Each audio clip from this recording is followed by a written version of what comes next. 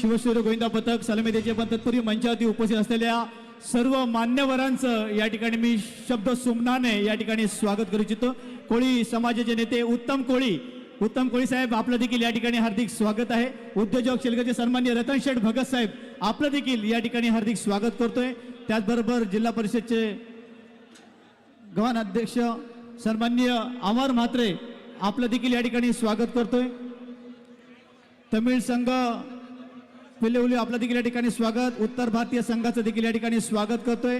Sector 16-17 रहिवासी संघ सुनील मोरिया आपलं देखील या ठिकाणी स्वागत।